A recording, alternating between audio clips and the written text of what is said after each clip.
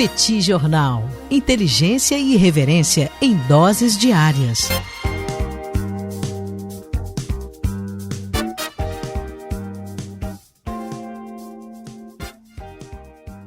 Olá, gente. Bem-vindos, bem-vindas ao Petit Jornal. Esse é o bate-papo número 1076. Estamos gravando numa live no YouTube do Petit Jornal. São exatamente 9 horas e 22 minutos da segunda-feira, 18 de maio de 2026. Cá está a dupla de costume, a dupla que você conhece de cor. Tanguy, o Bagdadi animado, contente, preparado, revigorado, resiliente, retumbante, descansado, ressarcido de tarifas cobradas indevidamente, muito feliz, esbanjando dinheiro depois desse ressarcimento e muito preocupado também com o ambiente internacional. O professor Bagdadi não vê cenário de dissolução do conflito no Oriente Médio, de reabertura do Estreito de Hormuz, e isso deixa ele realmente muito com insônia, com muita dificuldade de relaxar, tanto que hoje na nossa live fizemos aqui uma sessão de respiração, justamente para que o professor Bagdadi pudesse de alguma forma descansar um pouquinho mais diante de tantas preocupações. E temos também Daniel Souza, que é esse que vos fala. Ao longo dos próximos minutos vamos repercutir os principais acontecimentos internacionais das últimas horas, dos últimos dias. Como vai, professor Bagdadi? Tudo bem? Vamos a isso? Tudo bem, Daniel Souza com S. Vamos lá para mais um episódio nesse dia 18 de maio. Fica aí os parabéns pela bravura de Daniel Souza de conseguir terminar essa abertura completamente ensandecida. Realmente, né, se você quiser ver a sessão de relaxamento que nós fizemos no início da live de hoje, tá lá no YouTube. O Daniel pediu para eu imaginar um cenário com um lago, com natureza e tal, mas sem animais. Não tem pessoas, não tem animais. Fiquei com dificuldade, mas fui, né? E de fato estou bem mais relaxado nesse momento. E deixo as boas-vindas aqui, Daniel, todo mundo que acompanha a gente. Sejam todos muito bem-vindos. É um prazer estar com vocês aqui em mais essa segunda-feira. Daniel, quero começar o nosso episódio de hoje falando de novo sobre o Oriente Médio. A gente viu ao longo das últimas semanas uma certa calmaria do ponto de vista militar. Agora a gente fala sobre o Irã. Líbano é outra coisa, né? A gente tem um cessar-fogo no Líbano que foi prorrogado por 45 dias, a gente vai falar sobre isso depois, mas de qualquer maneira a gente teve, né, um cessar-fogo, né, enfim, que está em vigor já há algumas semanas quando a gente fala sobre o Irã. Então há uma certa tentativa de volta a algum tipo de normalidade, né? Você não tem tido bombardeios contra cidades, nem no Irã, nem nos países do Golfo Pérsico. Porém, no dia de ontem, nesse domingo, nós tivemos um ataque com drones contra a central nuclear de Baraká, que fica nos Emirados Árabes Unidos. Só para a gente ter uma noção, Daniel, do tamanho da importância dessa central nuclear, ela fornece 25% da eletricidade consumida pelos Emirados Árabes Unidos.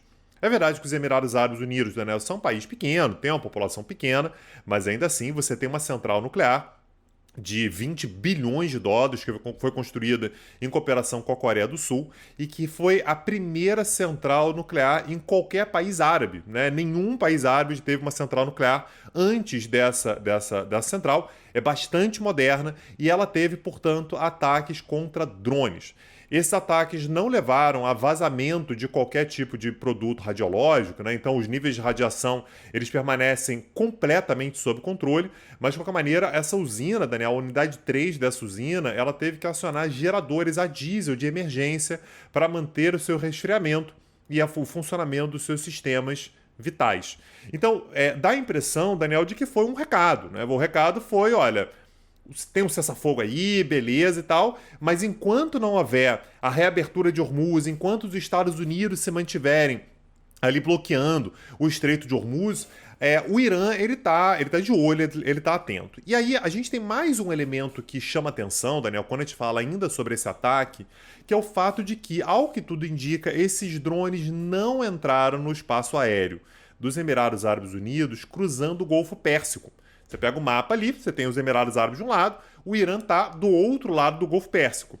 Esses drones eles vieram a partir do território da Arábia Saudita, provavelmente, segundo as informações que a gente tem, oriundas do Iraque. E essa é a estratégia de segurança do Irã. O Irã, como é um país muito isolado na região, não tem outros estados que são aliados do Irã, o Irã ele tem aliados que são grupos espalhados pela região. Então tem uma série, são dezenas de grupos dentro do Iraque, por exemplo, que são aliados iranianos. A mesma coisa acontece quando a gente fala sobre o Hamas, sobre o Hezbollah, sobre grupos na Síria. Então o Irã ele acaba tendo uma série de possibilidades, de alternativas de ataque contra os seus rivais ou inimigos regionais, e esse ataque agora é um indício desses. Esses não foram os únicos drones, aliás, que foram detectados nessa região. A gente teve alguns drones que foram abatidos, por exemplo, pela Arábia Saudita. Não se sabe exatamente para onde estavam indo, mas que provavelmente vieram também do Iraque. A gente está falando, Daniel, sobre um cenário que dá demonstrações de que, claro, você pode ter um acordo definitivo daqui a algum tempo, mas os termos estão muito distantes ainda e o nível de tensão ele permanece elevado. Um ataque contra as instalações de abastecimento de energia de uma central nuclear desse tamanho nos Emirados Árabes Unidos dá a impressão de ter sido um recado, dá a impressão de ter tido mais um passo aí nesse nível de tensionamento, ainda mais no momento em que Donald Trump volta da China sem qualquer tipo de solução na mala, né? Aliás, a gente falou sobre isso bastante na semana passada, o Trump foi para lá e a China não precisou ceder absolutamente nada, a questão iraniana permaneceu meio intocada. Vamos ver o que vem pela frente, Daniel, mas o fato é que temos um nível de alerta sendo elevado quando a gente fala sobre um ataque que atinge, né, pelo menos as instalações periféricas, né, de uma central nuclear nos Emirados Árabes Unidos. E é interessante, Tanguy, porque o Trump disse que o Xi Jinping concordou que o Irã deve reabrir o Estreito de Hormuz.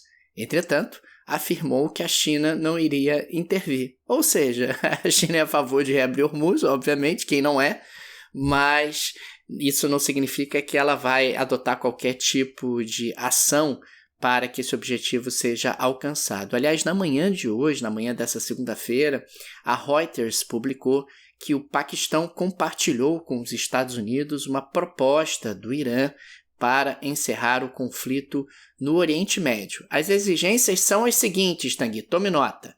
Teherã quer o fim da guerra em todas as frentes, incluindo o Líbano, onde Israel combate o Hezbollah.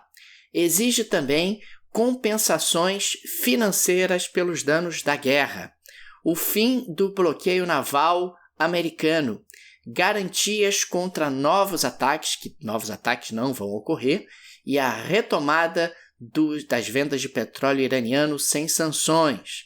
O Irã também descartou discutir seu programa nuclear antes do fim permanente das hostilidades.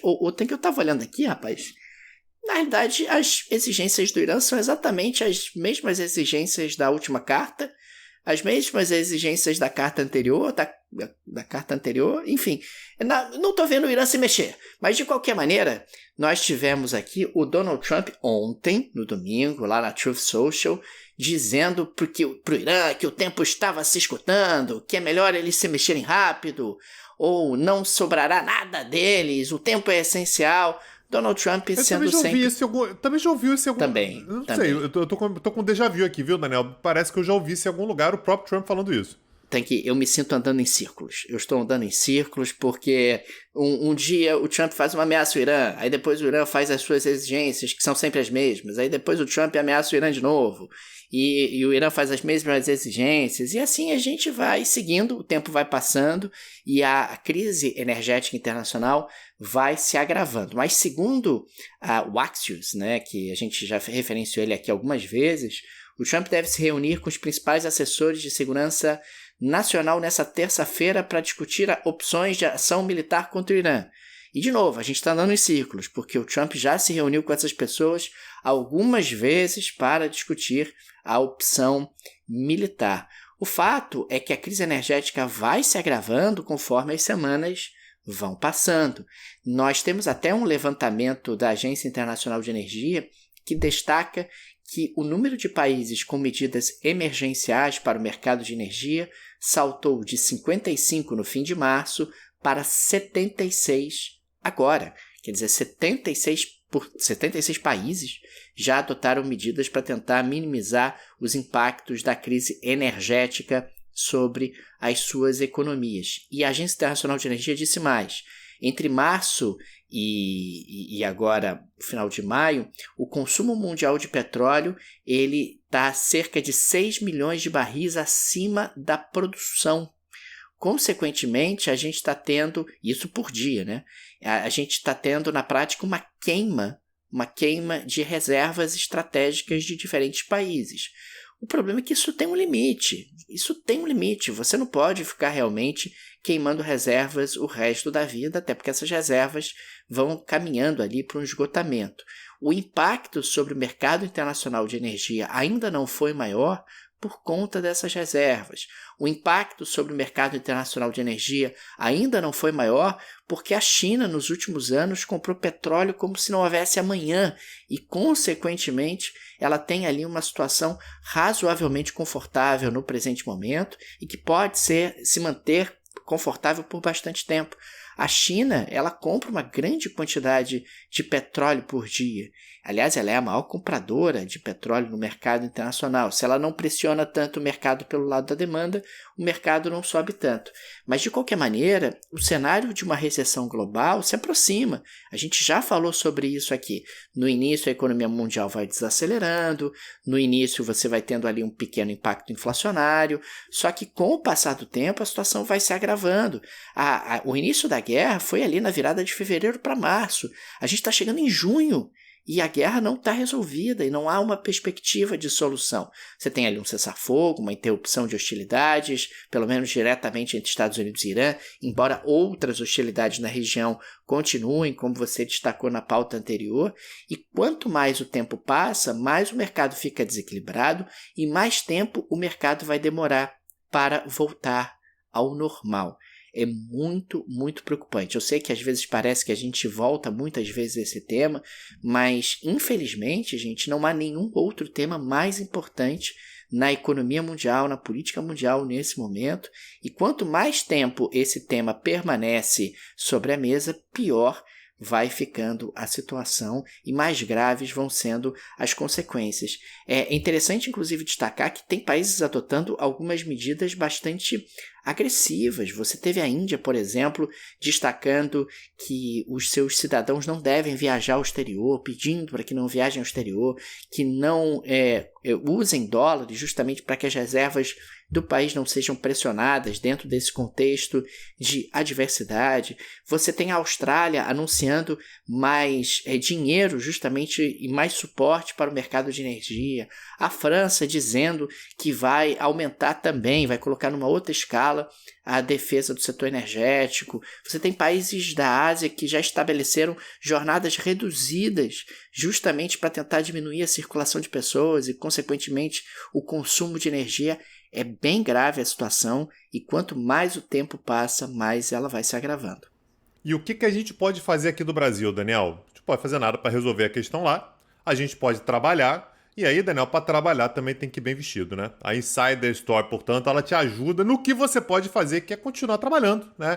E a Insider Store tem toda uma linha lá, Daniel. Você tem um link que está na descrição desse episódio, você consegue ver essa linha inteira, que é a linha de workwear, Daniel. É a roupa que você vai utilizar para trabalhar. Desde aquele dia que você tem que ir bem arrumado, bem vestido. A camisa social da Insider, aliás, é incrível. Aliás, tem tanto linha masculina quanto feminina. As roupas são incríveis, maravilhosas, né? De fato, você consegue utilizar ao longo do dia inteiro com vários compromissos, sem amarrotar, sem ter problemas. Também para aquele dia mais casual, né? Aquele dia que você vai... É aquela sexta-feira, né, Daniel? Que você vai um pouco mais relaxado para o trabalho. Tem lá a Insider Store também. Tudo isso com desconto para você que é ouvinte do Petit Jornal, do primeiro ao último compromisso, sem precisar trocar de roupa, sem se preocupar, sem ficar com a roupa amarrotada. 15% de desconto para você que é ouvinte na sua primeira compra. Se você já é cliente, tem desconto também. Link na descrição desse episódio, dá uma olhada lá, que eu tenho certeza que o mundo está uma bagunça, mas a sua roupa vai estar bonita, viu? Olha, Tanguy, imperdível. Nós somos genuinamente encantados com os produtos da Insider, gente. Usamos os produtos da Insider. Fica aqui a nossa recomendação. Link no descritivo desse episódio. Condições especialíssimas para os amigos e amigas do Petit Jornal.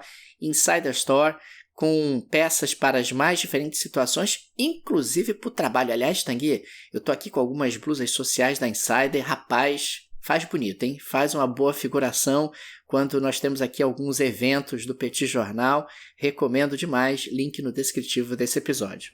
Mas aí, Daniel, você olha para esse cenário internacional, né, conturbado assim, e você fala assim, mas de repente também é só no Oriente Médio que tem problema relacionado à segurança. E aí, nesse domingo, Daniel, a Ucrânia mandou uma quantidade gigantesca de drones em direção a refinarias de energia da Rússia. Porque eu acho que está pouco, tá, Daniel? Eu acho que está com pouca pressão sobre a energia e a Ucrânia mandou o seu maior ataque aéreo, até agora na guerra, né? Lembrando que a guerra começou em fevereiro de 22, né? A gente está agora já chegando em junho de 26, né, nesse tempo todo, portanto, de guerra, e a Ucrânia ela tem desenvolvido, a gente já falou sobre isso aqui outras vezes, uma tecnologia cada vez mais refinada de utilização de drones como arma de guerra. Então, o que a Ucrânia tem feito? A Ucrânia ela pega os seus drones e manda centenas e centenas e centenas de drones contra a Rússia. É claro que muitos deles vão ser abatidos. Só que se você tem uma quantidade muito grande de drones, a chance de alguns passarem pela defesa russa existe, é claro que existe. Então, nesse sentido, o Ministério da Defesa da Rússia reportou uma mobilização de defesa sem precedentes para conter a incursão ucraniana das últimas 24 horas. A quantidade de drones realmente foi muito grande e a gente teve 4 mortes, né? 4 pessoas morreram na Rússia por conta desses ataques, e a gente teve inclusive ataques que levaram a danos na principal refinaria de petróleo de Moscou. Aliás, a gente teve danos inclusive no maior aeroporto da Rússia, que é o aeroporto que atende a região de Moscou, que é o aeroporto Sheremetyevo. Foi atingido também, o que mostra, Daniel, que a gente tem tido nessa guerra entre Rússia e Ucrânia uma sutil modificação na maneira pela qual a guerra acontece. Até pouco tempo atrás, a gente tinha muitas movimentações de tropas, né? Então você tinha uma Rússia tentando fazer avanços em território ucraniano. Isso continua, mas perdeu um pouco da sua centralidade. Nesse momento, a gente tem principalmente a Rússia tentando atingir estruturas críticas na Ucrânia. Aliás, uma ampla campanha, né, que a gente viu ao longo dos últimos meses de tentar destruir a estrutura energética da Ucrânia. Claro, você deixa a Ucrânia sem energia, a sua capacidade de manter a sua resiliência, né, ela vai ser muito prejudicada, a sua capacidade de fazer guerra vai ser muito prejudicada, e a Ucrânia agora tem feito mais ou menos a mesma coisa. Ela descobriu, ela está encontrando ali o caminho das pedras para conseguir atingir também estruturas críticas na Rússia. Claro que você tem acusações de parte a parte. A porta-voz do Ministério das Relações Exteriores da Rússia, a Maria Zakharova, aliás, a gente já falou sobre ela aqui várias vezes, uma pessoa que é bastante explosiva, né, nas suas manifestações e tudo, disse que Kiev estava fazendo atrocidades na Rússia ao som de músicas do Eurovision. A gente teve ontem, aliás, a final do Eurovision, né, que é aquele festival de música europeia. Curiosidade, né, quem ganhou foi a Bulgária, mas a Ucrânia esteve na final. Afinal, não são dois, né? É uma lista ali. A Ucrânia esteve na final e a Rússia já disputou o Eurovision, mas foi excluída, né? Não disputa mais. E a porta-voz, portanto, da Rússia, né? Do Ministério das Relações Exteriores da Rússia, disse que, ao som de músicas do Eurovision, o regime de Kiev, financiado pela União Europeia, realizou mais um ataque terrorista em massa. E, naturalmente, a posição do Zelensky é que é apenas legítima defesa. A gente está legitimado, a gente está sendo atacado no nosso território, estamos respondendo. Mais uma guerra dessas, Daniel, que a gente tem anos, que a gente fica falando assim, acho que está longe de resolver. E até agora está mesmo, está muito difícil imaginar uma solução no curto prazo entre Rússia e Ucrânia. O Putin falou semana passada, aliás, que achava que estava perto, né? Qualquer hora aí, mais dia, menos dia, essa guerra termina. Mas tá difícil imaginar uma saída segura para essa guerra aí, Daniel. Agora, é muito impressionante como a Ucrânia se recuperou, né, no conflito, e se recuperou justamente através dessa estratégia dos drones, uma capacidade realmente de produção de drones impressionante, e uma capacidade também de calibragem ali nos drones, de informação, de acesso à informação para melhoria no que diz respeito a esses equipamentos e a sua utilização, a tal ponto que há um sentimento ali na Europa, pode ser um sentimento muito exagerado, mas de que a Ucrânia está conseguindo virar o jogo, e você teve até o Vladimir Putin sugerindo que a guerra pode estar próxima do fim, que é algo diferente do que o Vladimir Putin vinha fazendo antes. Agora, Tanguy, você sabe que nós tivemos a divulgação por parte do Escritório de Ética Governamental dos Estados Unidos no final da semana passada. E você não vai acreditar, rapaz, parece que o Trump no primeiro trimestre desse ano movimentou centenas de milhões de dólares e negociou papéis de empresas como Tesla, NVIDIA. Claro, ele vai dizer que os ativos dele não são mais gerenciados por ele, mas são pelos filhos, pela família, etc. Mas papéis como Tesla, NVIDIA, Apple, Meta, Amazon, Microsoft, Visa, Boeing, GE, enfim, inclusive tem vários desses CEOs dessas empresas que viajaram com ele para a China. Mas não lá há vem Daniel Souza fazer inferências sobre as quais não há provas. O fato dele ter movimentado dinheiro junto a essas empresas e o fato deles terem viajado com o Trump não guardam relação, Daniel. Eu tenho certeza que há uma boa explicação e que você não está trazendo lá pra gente. E você sabe que a NVIDIA foi o caso que chamou mais atenção, porque foram 15 transações no primeiro trimestre desse ano envolvendo a empresa. E nós tivemos na visita da semana passada à China, o Trump fez questão que o CEO da NVIDIA fosse, aliás, fez uma escala no Alasca para pegá-lo, para levá-lo para a China, mas eu tenho certeza que não há nenhum conflito de interesses e que Donald Trump está atuando de forma muito ética. Da mesma forma, nós tivemos ali movimentações com papéis da Boeing, 7 transações, e tivemos ali um esforço do governo Trump para que a Boeing vendesse suas aeronaves para o mercado chinês. Aliás, a China se mostrou bastante resistente a essas compras. De qualquer maneira, Tanguy, eu tenho certeza que o Trump tem uma explicação para tudo isso e tal, porque essas movimentações são movimentações bastante volumosas e não passa pela minha cabeça, nem de ninguém, que o Trump esteja utilizando o cargo de presidente para ganhar dinheiro, para enriquecer. Ah, bom. Não, Achei que você estava desconfiando do presidente. Jamais.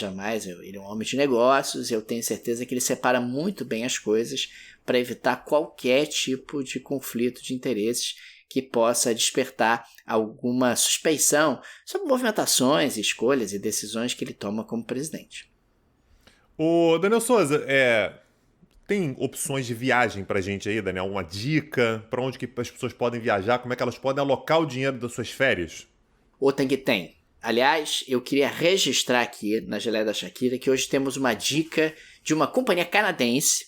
E a companhia canadense, ela traz justamente uma propaganda que eu achei muito interessante, Tanguy. A Air Transat, que lançou uma estratégia de marketing criticando na prática os ingressos caríssimos para o Mundial da FIFA, o Mundial de Seleções daqui a poucas semanas. A propaganda da companhia é assim, tem que eles botaram outdoors, espalharam e tal, dizendo: Portugal, ingresso a $3.870.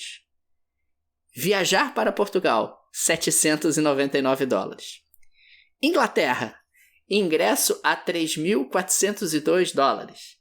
Viajar para a Inglaterra, $779. Ou seja, por que você vai comprar um pacote de ingressos para ver uma seleção se por uma fração desse valor você pode visitar o país dessa seleção? Rapaz, os ingressos realmente da Copa do Mundo estão completamente desacoplados de qualquer realidade. Tem sido alvo de muitas críticas e tivemos aqui a companhia aérea canadense, claro, puxando a sardinha para o seu lado, afinal ela faz essas rotas, ela viaja para esses países, dizendo: ô meu amigo, por que você, ao invés de gastar essa fortuna para ver a seleção desse país, para comprar um pacote de ingressos para a seleção desse país, não vai visitar esse país, que é muito mais barato do que ficar realmente prestigiando a Copa do Mundo? Que momento, hein, Tanguy? Que momento onde visitar o país em questão é muito mais barato do que comprar ingressos para assisti-lo na Copa do Mundo. Pois é, Daniel Souza. Então aí uma oportunidade de negócios, né? Daniel Souza tem certeza que não usaria dinheiro para ir lá ver o Cristiano Ronaldo, mas ir pra terrinha iria de novo, né, Daniel Souza? Não seria mal. Jamais. Daniel Souza, eu vou deixar aqui o convite para todo mundo que está acompanhando a gente, porque amanhã, nessa terça-feira, dia 19 de maio, às 19 horas, no YouTube do Petit Jornal, que eu tenho certeza que todo mundo que está ouvindo a gente aqui, Daniel, assina lá o canal, né? Segue lá o canal do Petit Jornal. Pô, se não segue a gente, né? Se não acompanha a gente por lá, mesmo que você não assista a gente por lá, não tem problema, mas segue a gente lá, porque isso faz muita diferença pra gente. A gente vai ter mais uma aula gratuita, na qual a gente vai falar sobre a OPEP, né? A gente vai falar sobre o que é a OPEP, qual o contexto da sua criação, quais são os atores mais importantes. Lembrando que os Emirados Árabes Unidos, aliás, país com o qual a gente abriu o nosso episódio de hoje, saiu, né? Foi um país que saiu recentemente da OPEP. O que está acontecendo com a OPEP? Qual força que a OPEP tem? Tudo isso é uma forma de você conhecer o nosso projeto de cursos, né? Que é o Petit Cursos. Se você quiser conhecer a nossa plataforma, né? Enfim, o nosso catálogo, acessa lá petcursos.com.br, que eu tenho certeza que você vai curtir. Fica aqui também o nosso agradecimento aos apoiadores e apoiadoras do Petit Jornal, vocês que ajudam a manter o nosso projeto de pé. Fica nosso carinho, nosso abraço, nosso muito obrigado a cada um de vocês. O Petit é uma mídia pequena, não tem aí o suporte de um conglomerado ou de uma grande produtora. É um trabalho artesanal que depende bastante da ajuda de nossos apoiadores. Por isso sempre registramos aqui o nosso agradecimento e também fazemos o convite. Se você gosta do nosso projeto, se ele faz diferença na sua rotina, considere nos apoiar.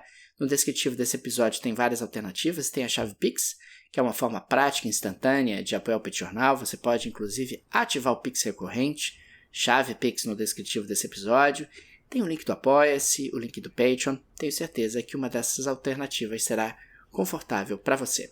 Ainda hoje tem mais um episódio, né, pra gente acompanhar tudo que vai acontecer ao longo desse dia de hoje, né? Já temos assunto para tratar de noite, né, no episódio que a gente vai gravar hoje à noite. Nos vemos mais tarde, Daniel. Um abraço, até a próxima. Valeu! Tchau, tchau!